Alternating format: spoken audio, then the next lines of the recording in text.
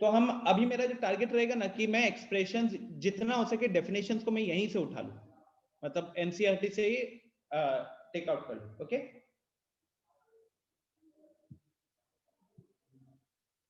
तो देखो सबसे पहले एक्सप्रेशन क्या होता है, यहां पे ही डेफिनेशन है।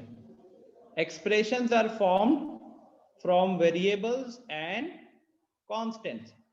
Expressions are formed from variables and constants. इसका मतलब कि हमारे पास होते हैं वेरिएबल्स और हमारे पास होते हैं कांस्टेंट्स होते हैं, राइट। अब रौनक बता सकते हो क्या वेरिएबल्स क्या होते हैं?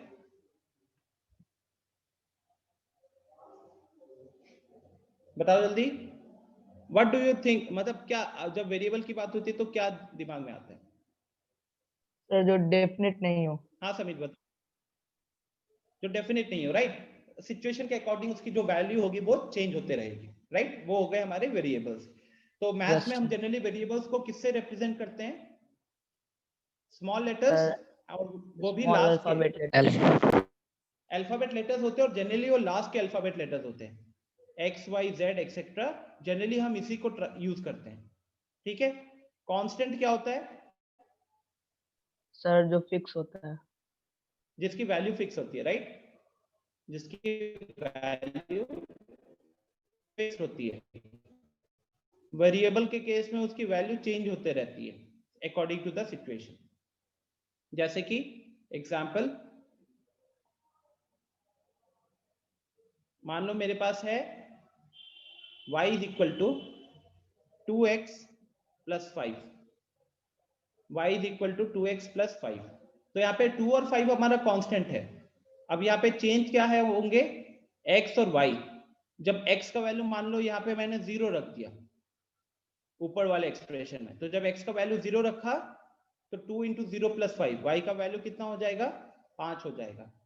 जब मैं x का वैल्यू 1 रख रहा हूं तो ऊपर y का वैल्यू कितना हो जाएगा? 2 इंटू 1 प्लस 5 7 हो जाएगा। तो यहाँ पे क्या चीज कांस्टेंट है? 2 और 5 कांस्टेंट है। चेंज कौन हो रहा है? x चेंज हो रहा है, y चेंज हो रहा है, ठीक है। तो व्हाट आर एक्सप्रेशंस यार? Expressions are formed from variables and constants. और एग्जांपल लिख सकते हो 2x प्लस 5 जैसे मैंने लिखा, तो ये 2x प्लस 5 में x हमारा वेरिएबल हो गया, 2 और 5 हमारे कांस्टेंट्स हो गए, ठीक है। और जो एक्सप्रेशन की जो वैल्यू होती है, जैसे आप देख सकते हो इस पूरे एक्सप्रेशन की वैल्यू को मैंने किससे डिनोट किया है? मैंने इस पूरे एक्सप्रेशन की वैल्यू को डिनोट किया है y से।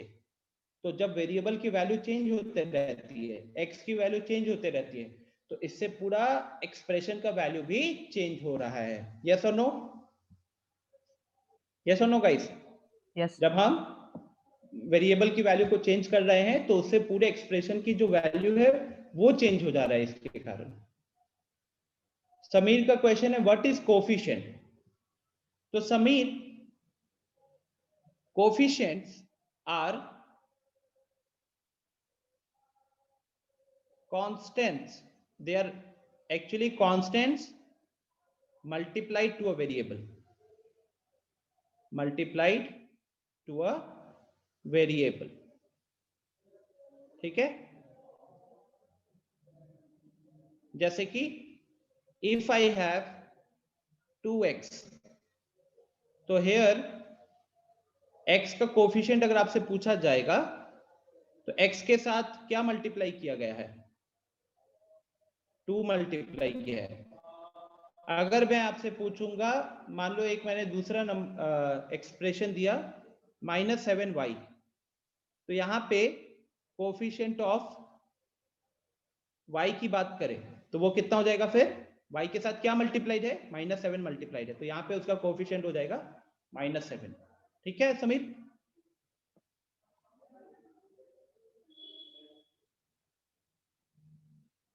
Is it clear? डेफिनेशन समझ में आ गया?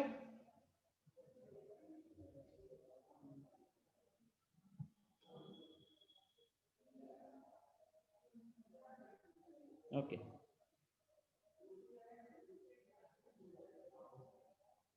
चलिए।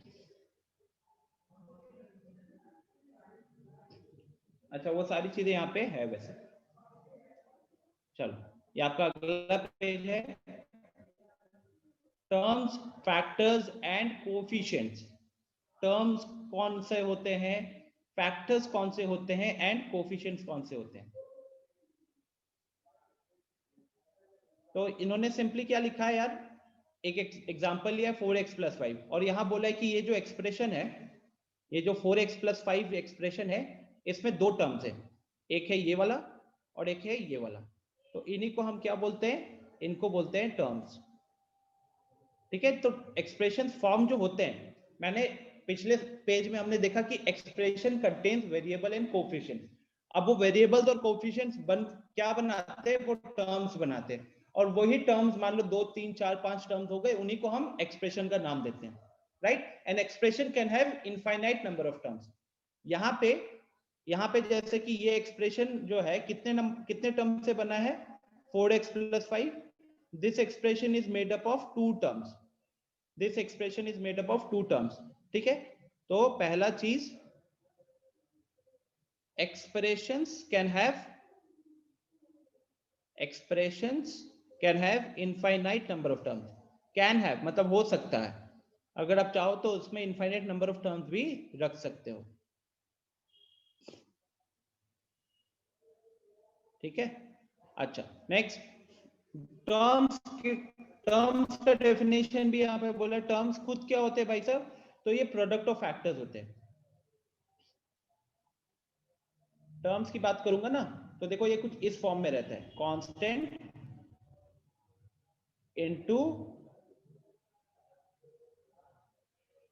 इनटू वेरिएबल के फॉर्म में रहता है। ठीक है, कांस्टेंट इनटू वेरिएबल के फॉर्म में रहता है। तो अब कभी किसी केस में हो सकता है वेरिएबल ना हो, किसी केस में हो सकता है कांस्टेंट ना हो। जैसे मान लो इसके अगर मैं एग्जांपल्स लिखूं ना टर्म्स के, तो 2 को भी एक टर्म बोलेंगे, x को भी एक टर्म बोलेंगे, और 2x अगर साथ में हो उसको भी एक टर्म बोलेंगे। ठीक है, अगर सिर्फ नंबर होता है उसको भी हम टर्म बोल सकते हैं, अगर सिर्फ वेरिएबल है उसको भी टर्म कह सकते हो, और अगर एक वेरिएबल के साथ अगर एक कांस्टेंट मल्टीप्लाइड है तो उस केस में उसे भी टर्म कहा जा सकता है। ठीक है, अब ऐसे जो केसेस होते हैं, इस तरीके के केसेस, तो ये टर्म आपको कैसे बना है, ये टर्म बना है मल्टीप्लिकेशन ऑफ, ये बना है मल्टीप्लिकेशन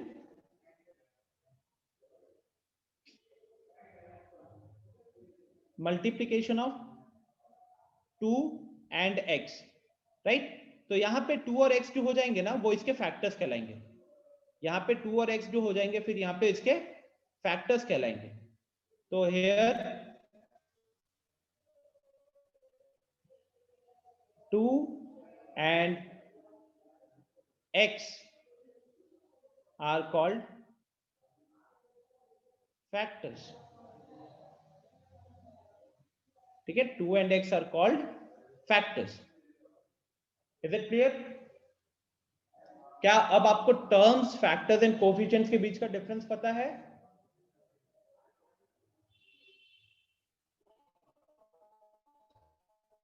कौन कर रहा है ये?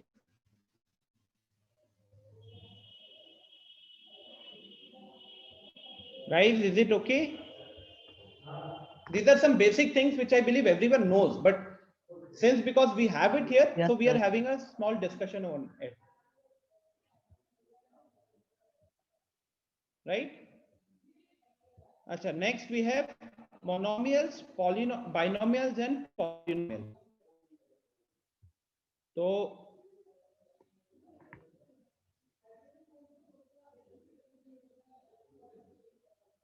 देखो, अभी तक अगर हम बात करें कि हमने क्या क्या चीजें डिस्कस कर ली हैं,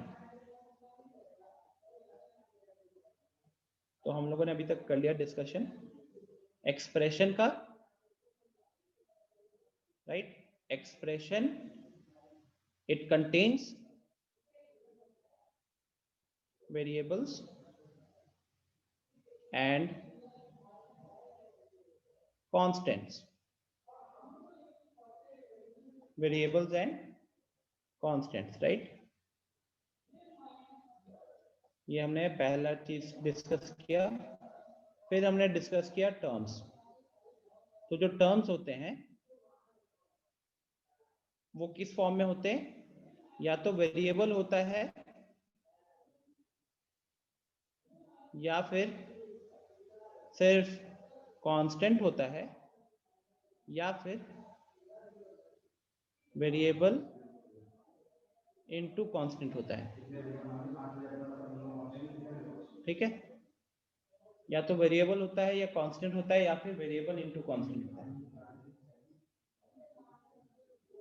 right. And terms made up expressions, या फिर कह सकते हैं expressions are made up of terms, are made up of terms.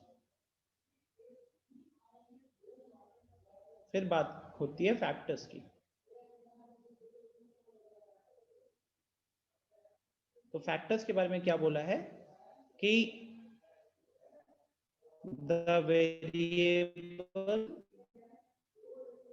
the variables and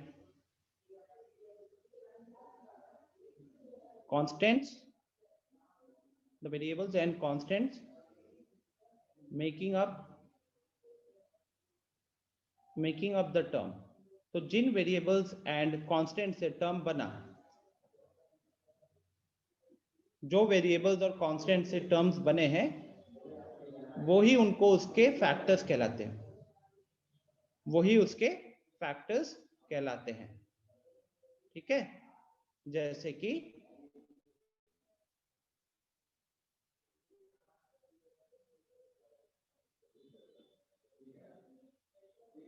कि हम मान लीजिए हमारे पास अभी -15xy, या थोड़ा सा इजी लेते हैं। सबसे पहले मान लो मैंने लिया है 7x, ठीक है, तो ये 7x एक टर्म हो गया, राइट। अब बताओ ये 7x जो टर्म बना है ये किससे बना है? 7 से बना है जो कि एक कांस्टेंट है, और x से बना है जो कि एक वेरिएबल है।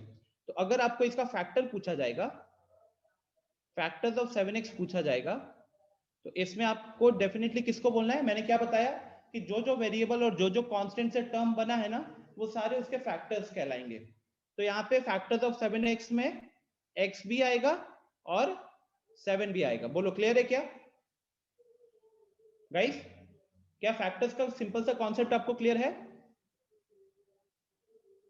एवरीवन प्लीज क्विकली रिस्पॉन्ड यार, क्या हो रहा है आज? Yes sir. ठीक है, तो factors of 7x are x and 7। मान लो मैंने यहाँ पे थोड़ा सा मुश्किल एक्सप्रेशन दे दिया, -15yz। तो अगर पूरा ब्रेक कर दे इसमें, तो इसके फैक्टर्स में कौन से चीज आने वाले हैं? -15 आएगा, वो कांस्टेंट हो गया, y वेरिएबल, z वेरिएबल, ये आ जाएंगे, राइट। ठीक है, टर्म्स, फैक्टर्स एंड कोफिशिएंट्स। अब डिस्कस करते हैं अगला, कोफिशिएंट। तो कोफिशिएंट मैंने बता दिया कि कोफिशिएंट के केस में आपको क्या करना है, it is the constant multiplied, it is the constant multiplied to the variable. ठीक है,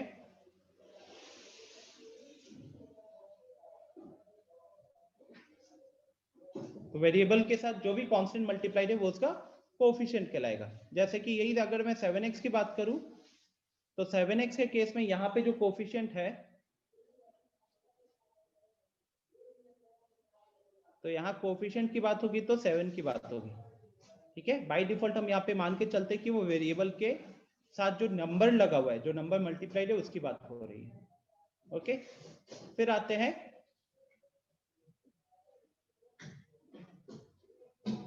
मोनोमियल, बाइनोमियल एंड पॉलिनोमियल। तो सबसे पहले बात करते हैं पॉलिनोमियल का।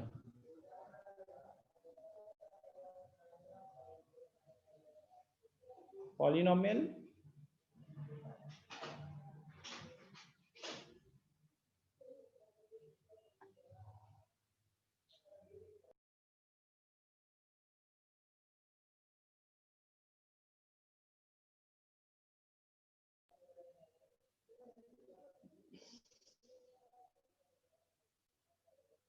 सो मोनोमियल ये हो गया आपका, एंड algebraic expression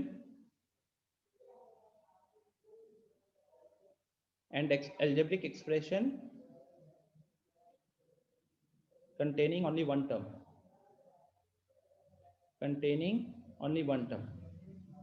सिर्फ एक ही टर्म अगर आपको देखने को मिलता है किसी algebraic एक्सप्रेशन में, तो उस केस में उसे हम कहते हैं मोनोमियल। वेरिएबल के ऊपर पावर का भी एक कंडीशन होता है, चलो एक बार वो भी देख लेते हैं।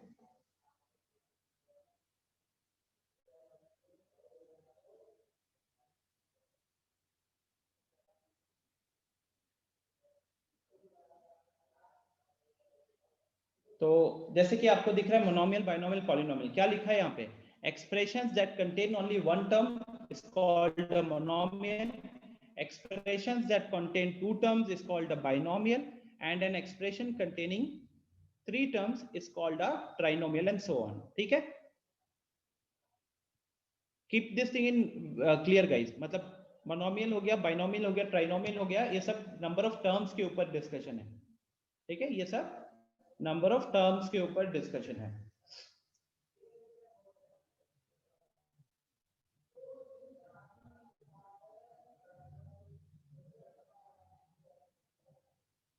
एक काम करते हैं, इसको एक बार इरेज करके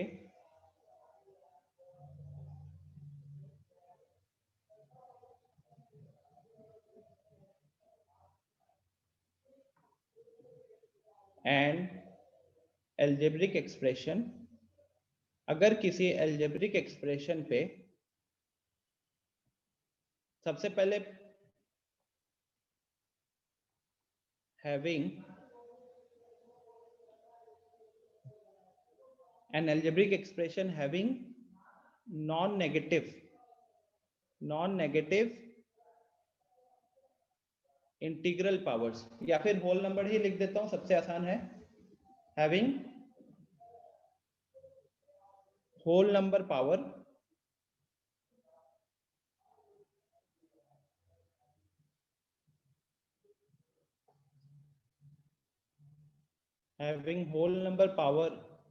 ऑफ वेरिएबल, इसी को कहते हैं पॉलिनोमियल। ठीक है, तो सबसे पहले आप अपने माइंड में पॉलिनोमियल की डेफिनेशन को क्लियर करो। What is polynomial? It is an algebraic expression, लेकिन it is an algebraic expression with a condition. And what is the important condition? कि उसका जो पावर होता है वो एक होल नंबर होता है। ठीक है, दिस इज सबसे पहले इंपॉर्टेंट है। तो मैं यहाँ पे कुछ एग्जांपल्स लिखता हूँ। Examples 7x to the power 5, 5 into x to the power 1/3, 7 into x to the power minus 5। ठीक है,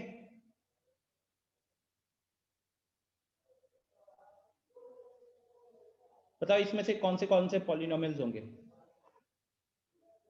इसमें से कौन से पॉलिनोमियल्स होंगे? What is polynomial? It is an algebraic expression। algebraic expression में कांस्टेंट्स और वेरिएबल्स होते हैं, लेकिन पॉलिनोमियल में कंडीशन है कि जो आपको वेरिएबल मिलेगा उस वेरिएबल के ऊपर जो पावर होगा that should be a whole number. Okay, that should be a whole number. तो लाइक इन दिस केस यहाँ पे देखो, सबको ही फटाफट यार चैट में एक बार बताओ। आई कैन सी अनीश का आंसर आया है, अली का आंसर आया है, कर्तव्य का आंसर आया है, बाकी लोग आलोक, अभिनव, आर्या, रौनक, समीर, तनिषा। आर्या का आंसर, आर्या गलत है, लास्ट वाला तो आपने लिखा है। समीर सही है, तनिषा सही है, अभिनव सही है। एग्जैक्टली गाइस, देखो आपको क्या चेक करना है? आपको चेक करना है वेरिएबल के ऊपर पावर। वेरिएबल के ऊपर पावर 5 है। 5 क्या होल नंबर है? हाँ, होल नंबर है। तो दिस इज अ पॉलिनोमियल। यहाँ पे पावर कितना है? 1/3। 1/3 is not a whole number, right? It is not a whole number. तो क्या ये पॉलिनोमियल होगा? ये एक पॉलिनोमियल नहीं होगा। सिमिलरली -5, तो -5 is not a whole number. -5 is not a whole number, तो ये एक पॉलिनोमियल नहीं होगा, right?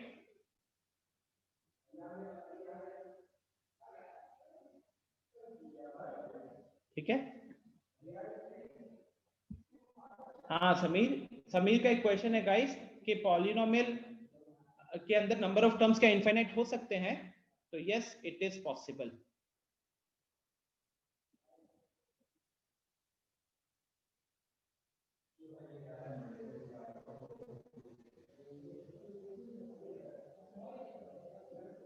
Next question number 2, point number 2, a polynomial can have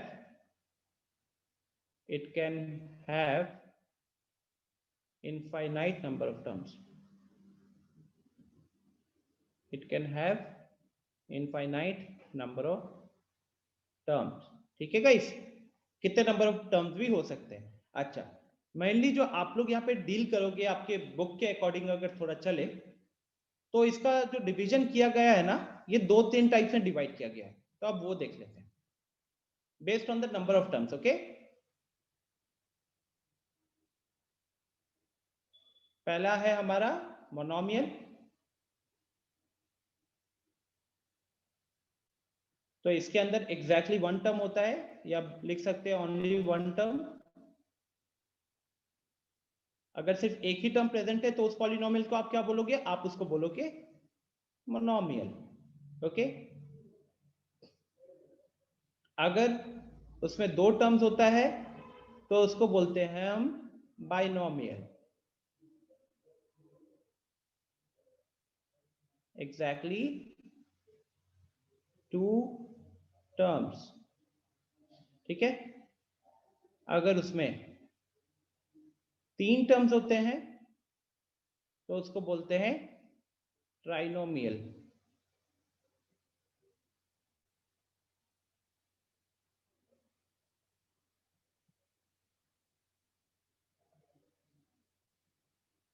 okay,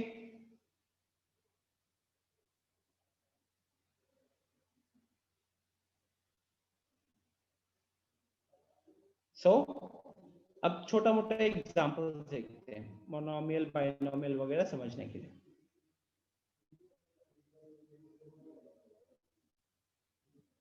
monomial के एग्जांपल्स, अच्छा अच्छा, कोई मेरे को ये कह सकता है कि दो टर्म्स एक दूसरे के बीच में सेपरेट किससे होते हैं? दो टर्म्स एक दूसरे के बीच में सेपरेट किससे होते हैं? By addition, subtraction, multiplication, division. Very multiplication division नहीं फिट होता है, ठीक है। मल्टीप्लिकेशन और डिवीजन फिट नहीं होता, ओनली एडिशन एंड सब्ट्रैक्शन, वो भी आगे देख लेंगे, राइट? तो right now if I talk about monomial के एग्जांपल्स, तो we have 5x, we can have 9y, we can also have 45xy, we can have 50xyz. All these are examples of monomial because they have one term. And when I say one term na, it means you don't have an addition or you don't see one term added or subtracted to another term. आपको कोई एक term किसी दूसरे term के साथ addition में या subtraction में दिखेगा नहीं, अकेला दिखेगा वो, ठीक है। तो ये हो गया आपका मोनोमियल। फिर आते हैं बाइनोमियल पे।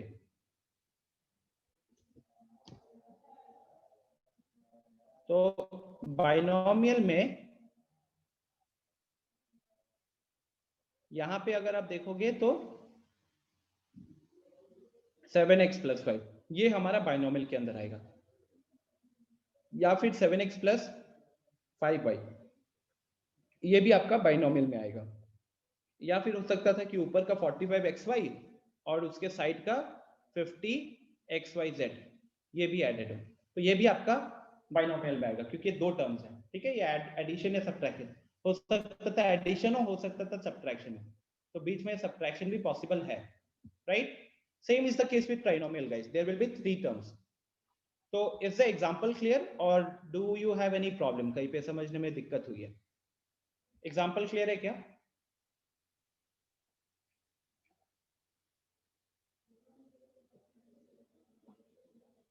आर्या ने बोल रहा है, बाकी लोग?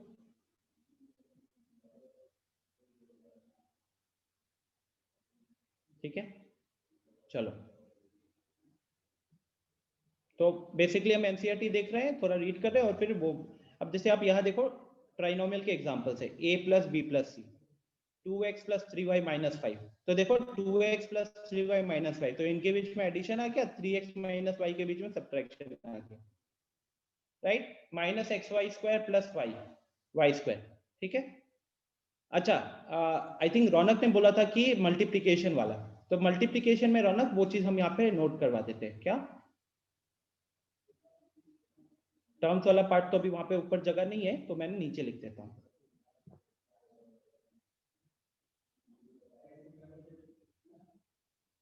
Two terms are separated by addition or subtraction, ठीक है, addition or subtraction. If two terms या फिर if two expressions are getting multiplied,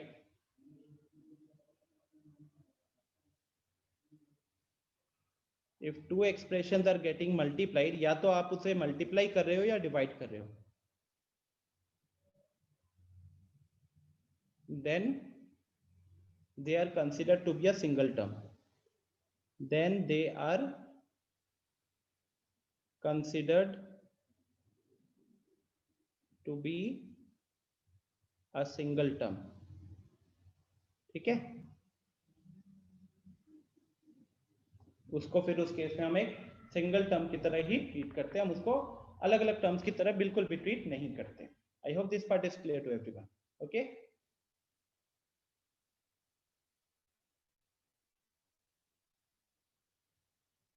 अच्छा समीर ने बोला था, ओके चलो फटाफट आप सबको ये ट्राई दिस वाला पार्ट बताओ। -7 सबसे पहला जो दिख रहा है ना -z+5, ये क्या है, -z+5, what is this, is it a monomial, a binomial और अ trinomial? Binomial. It is a binomial, right? What is x plus y plus z? Trinomial. Trinomial. अगला वाला बाकी लोग जल्दी Trinomial. बताने की कोशिश करो। अगला वाला ट्राइनोमियल है बिकॉज दो एडिशन के साइंस दिख रहे हैं, राइट, तो 3 टर्म्स है। अभी कोई और बताओ, a b minus a c? Monomial. Yes sir, binomial.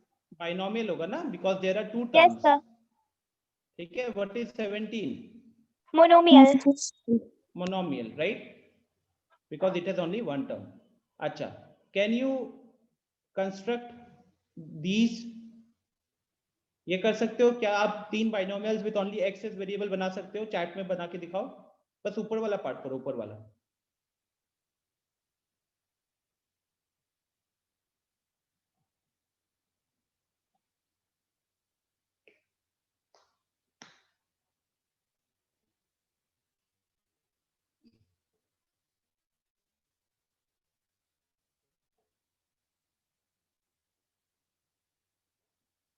तो अली अब्बास ने, Ali Abbas 2x plus, okay great. अच्छा मैं अली अब्बास का यहाँ पे आंसर लिख रहा हूँ, 2x plus 5x plus 6x।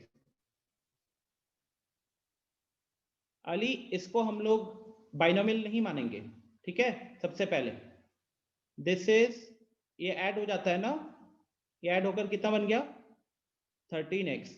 तो आफ्टर डूइंग द सिंप्लीफिकेशन आप इसको देखोगे तो this is actually a monomial, okay, this is actually a monomial. Sameer x plus y लिखना गलत होगा because you have only, you need to use only x as variable.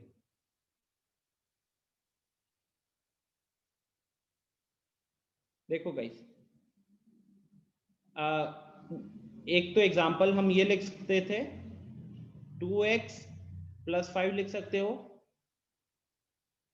5x minus 2 लिख सकते हो, 7x प्लस 8 लिख सकते हो। ये सबके सब क्या है, सबके सब बाइनोमियल है, सबके अंदर 2 टर्म्स है। सबके जगह पे सिर्फ x ही यूज किया गया है, तो this is how you need to answer. और ज्यादा दिमाग ही नहीं लगाना है, दो टर्म्स लगाना था ना, इसीलिए। वेरी गुड तनीषा, सही है। समीर x प्लस वाई नहीं होगा बस, बाकी सही लिखे थे, ठीक है। एंड अलियाबाज, आई होप आपको ये समझ में आ गया कि 2x plus 5x plus 6x को हम नहीं बोलेंगे, ट्राइनोमियल नहीं बोलेंगे, ठीक है। This is actually monomial. चलो नेक्स्ट क्या कॉन्सेप्ट है guys, like terms and unlike terms. तो आप में से कोई बताएगा like terms and unlike terms क्या होते हैं? अनम्यूट करके बताओ कोई। हाँ समीर बताओ आप ही। The term containing same variable is same called like variable, terms. तो 5x and 6x square are they like terms?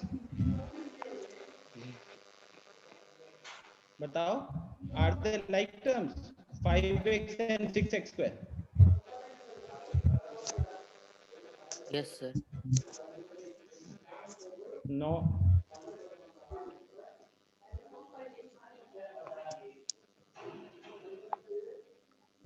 देखो क्या होता है कि like terms have, obviously they have the same variable,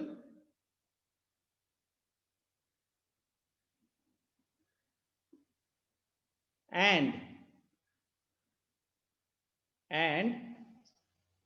also the same power on the variable, ठीक है।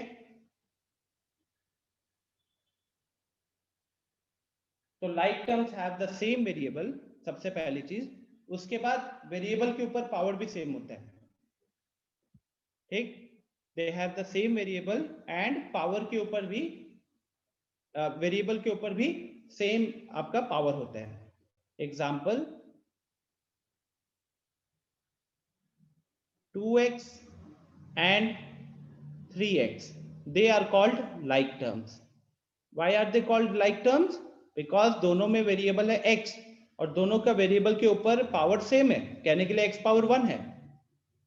3x square and minus 7x square, they are called like terms. क्यों? क्योंकि दोनों पे वेरिएबल है x और दोनों के ऊपर पावर है स्क्वायर, एक तरीके से, ठीक है। अभी जैसे मैंने इसको पूछा था, 4x एंड 6x square are not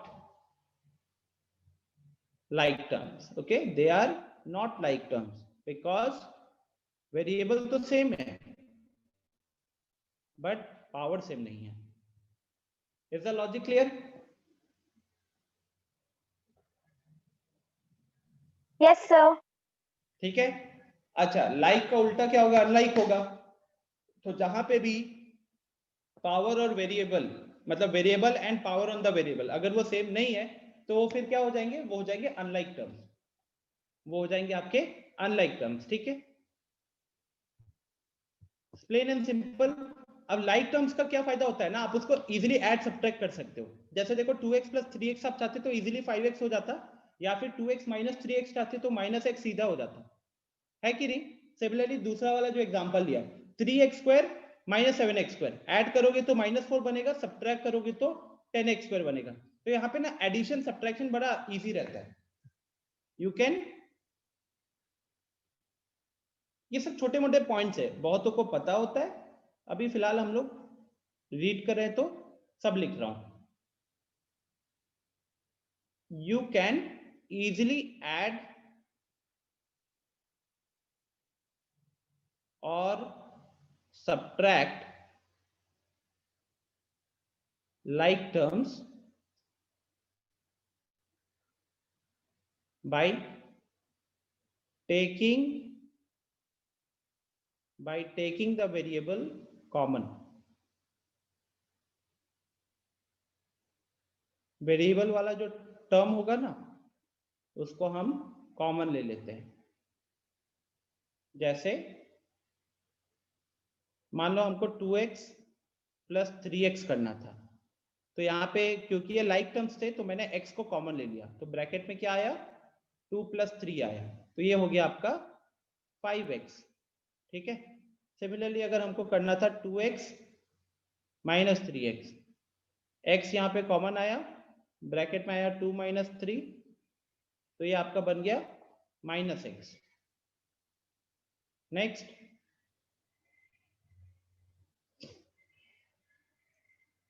2x into 3x। ये अब देखो मल्टीप्लिकेशन में जैसे लाइक को अनलाइक को मैटर नहीं करता, लाइक को अनलाइक को मैटर नहीं करता। सिमिलरली मान लो आपके पास था 6y² प्लस 13y², तो यहां पे भी हम क्या करते हैं, ऐड करना है, y² कॉमन ले लिया, ब्रैकेट में आ गया 6 + 13, 6 + 13 हो गया आपका 19, तो ये बन गया आपका 19y²। यही अगर हमको इसको सब्ट्रैक्ट करना होता तो 6y² - 13y², वही y² कॉमन लेते, ये आपको मिल जाता -7y²। राइट, तो इसको ऐड सब्ट्रैक्ट करना बड़ा आसान है।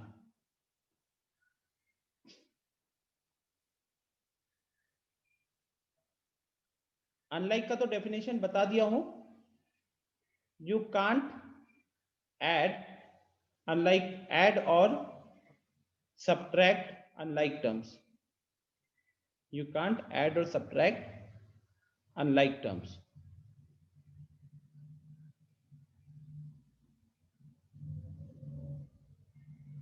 जैसे एक जगह 6x है और दूसरी जगह 7y है, तो ये ऐसे ही रह जाएगा, या फिर 6x था -7y था, ऐसे ही रह जाएगा। हो सकता था 6x + 7x² है, अभी भी आप इस ये लाइक टर्म्स नहीं है क्योंकि वेरिएबल सेम है लेकिन पावर सेम नहीं है, तो यहाँ पे हम इसको और ऐड करके सिंगल टर्म में नहीं ला पाएंगे। रौनक का एक क्वेश्चन है कि can you write yx as xy? Yes Raunak, you can, matter नहीं करता, आप चाहे 5 × 3 लिखो या 3 × 5 लिखो, कोई दिक्कत नहीं होती ना। ओके, तो देखिए गाइस, ये सब अनलाइक टर्म्स है, तो इनका एडिशन सब्ट्रैक्शन में ना आप चेंज नहीं कर पाते हो, ये ऐसे ही रह जाते हैं। राइट, ये ऐसे ही रह जाते हैं, जबकि आपने नोटिस किया होगा ऊपर वाले केस में लाइक टर्म्स का अगर हम एडिशन या सब्ट्रैक्शन परफॉर्म कर रहे हैं तो उससे आपको एक सिंगल टर्म मिलता है, लाइक टर्म्स के एडिशन या सब्ट्रैक्शन से आपको एक सिंगल टर्म मिलता है। ठीक है, keep this thing in mind, like term के एडिशन या सब्ट्रैक्शन से आपको एक सिंगल टर्म मिलता है, जबकि अनलाइक टर्म्स में ऐसा नहीं होता। ओके, तो is this now clear? Is the concept of like and unlike terms clear guys?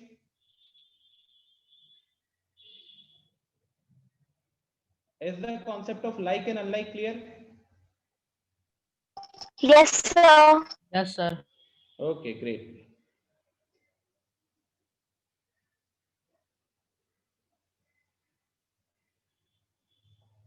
ठीक है,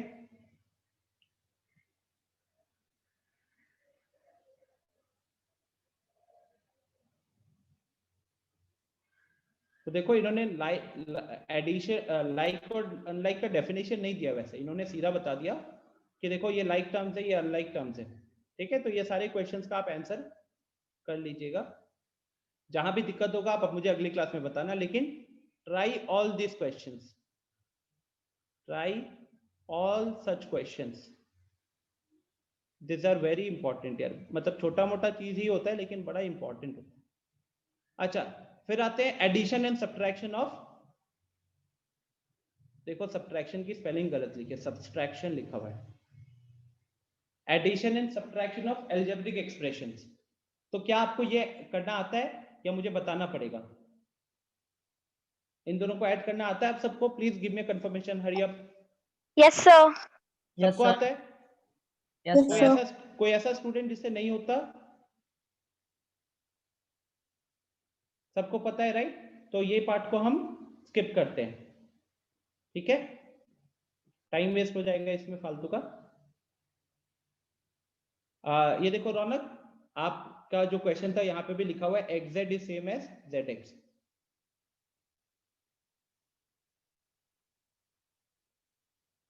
तो आई बिलीव आपको एडिशन सब्ट्रैक्शन तो पता है, आगे बढ़ते हैं और ये अब आपका आ गया exercise 9.1।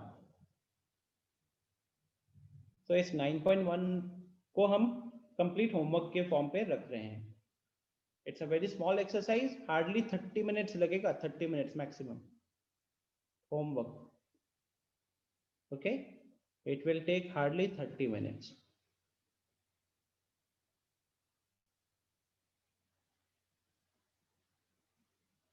Identify the terms, their coefficients. अगला वाला है कि मोनोमियल कौन सा है, बाइनोमियल कौन सा, अलग अलग करना है। और ऐसा कौन सा है जो कि तीनों कैटेगरी में नहीं आ रहा, एडिशन है, सब्ट्रैक्शन है। ठीक है, फिर टाइम है 6:30, तो हम इसको यहीं पे एंड करते हैं। आपका 9.1 होमवर्क रहेगा और साथ ही साथ